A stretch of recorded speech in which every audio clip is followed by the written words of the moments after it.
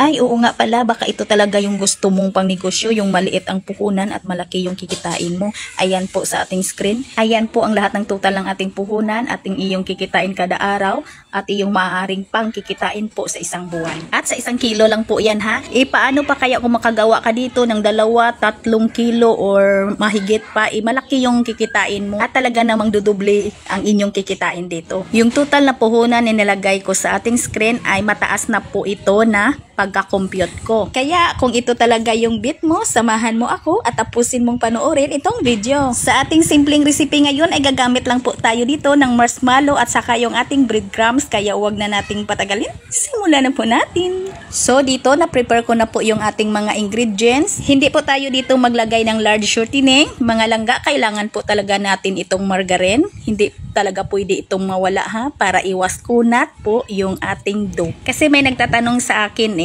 ma'am, pwede ba yung margarine na lang? Ma'am, pwede ba yung lard na lang? Mga langga, kahit isa dyan sa kanila, pwede. Basta may nilagay po talaga kayo either lard or margarine. Kasi pag isa sa kanila dyan ang nilagay mo, talagang siguradong hindi makunat ang iyong dough. At sa mantika po natin, na-explain ko na rin dati sa ating video ha kung anong purpose dito yung mantika natin. Bakit pa maglalagay ng mantika? Sa mantika lang naman ito lulutuin. Alam nyo mga langga, explain ko lang ha. Kahit baker na po ako, nag-try to error pa din ako. Kasi nag-try kasi talagang ako yung ating dough, hindi ko talaga nilalagyan ng lard or shortening or margarine.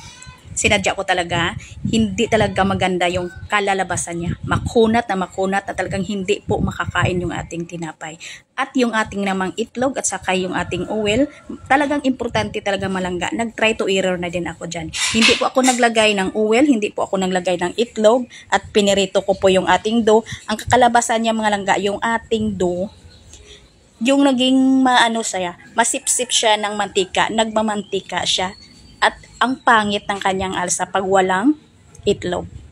At kung wala namang mantika, pag naluto, sobrang may mapapansin mo talaga may kulang talaga sa iyong ingredients na nilagay. Kaya ganun kahalaga po yung mga ingredients natin na nilalagay natin sa ating dough mga langga.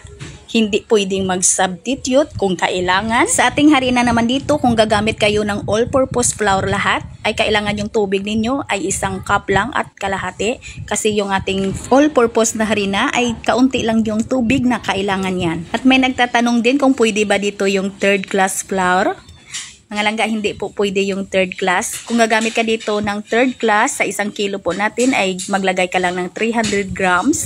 At lagyan mo ng 1 teaspoon ng baking powder langga. At ayan na po yung putol ng ating dough. At depende na rin sa inyo mga langga kung ano kalaki yung putol ninyo. Kung ilang gramo po.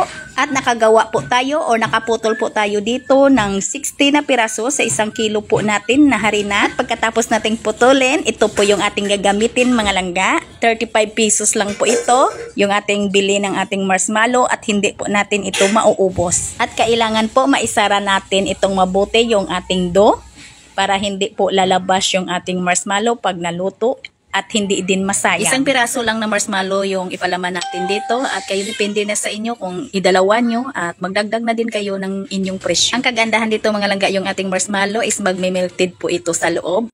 At ito na mga langga, napalaman na natin lahat. Hindi po nauubos yung ating marshmallow at pagkatapos po, banyahan lang po natin ng margarine large shortening yung ating plansa or ating tray. At paalsahin lang po natin ito mga langga, ang ating dough ng 2 hanggang 3 oras. At depende po sa ating room temperature. Ayan na po, medyo malalaki na ang ating dough. Pwede na nating lutuin. Pinaalsa ko lang ito ng 2 oras at 35 minutos. At kailangan mga langga, ang mantika natin dito ay talagang mainit na mainit po. Madali lang itong lutuin mga langga kahit medyo malalaki. Ito pong kailangan natin na pagka golden brown yung pagkaluto niya, tansyahin nyo lang. Pagka medyo golden brown na, ibaliktarin nyo at saka hanguin. At kailangan talaga mga langga, golden brown po talaga, hindi pwede dito yung maputla. Yung maputla pa. Ayan po. Ayan, pwede na yang sa ibabaw. Ayan na po. Iyan ka golden brown mga langga yung ating donut. At kahit mainit pa, pwede na tayong mag-spread ng condensed milk. Mga langga, kaunti lang po talaga yung magagamit natin dito na condensed milk para lang po dumikit yung ating bread breadcrumbs na ilalagay natin dito. Yung ating marshmallow, hindi po natin naubos. At yung ating condensed milk dito, talagang kaunti lang po talaga yung nakukuha natin kasi 1 kilo lang naman ito. At yung ating breadcrumbs dito mga langga, hindi po natin ito mauubos. Marami pa po ditong matitira. Kaya po yung ating puhunan ay maaari pa pong bumababa. Bumaba pa yung inyong puhunan. At kayo pwede nyong ibinta ito ng higit pa sa 10. Depende na sa inyo mga langga. Basta ako nagbibigay lang po ako ng ideya. Dahil po doon sa ating school canteen, ibawal po yung plastic na pangbalot daw sa ating school canteen. Ito po yung diskarte natin. At mahal din yung parchment paper bag. Yung ating parchment brown paper ay ito hinati-hati ko lang. Diskarte na lang po mga langga.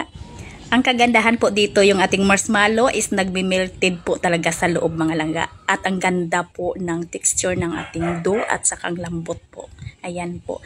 Ang lambot talaga ng ating dough. At ito po yung natira sa ating breadcrumbs. Hindi po talaga nauubos. Marami pa pong natira mga langga. Sana nagustuhan po ninyo ang ating video ngayon. Sana po ay nakapagbigay po ako sa inyo ng ideya. Magkita-kita po tayong muli sa mga susunod pa nating video recipe ng ating tinapay. Ito pong inyong Kainday. Maraming salamat at bye-bye!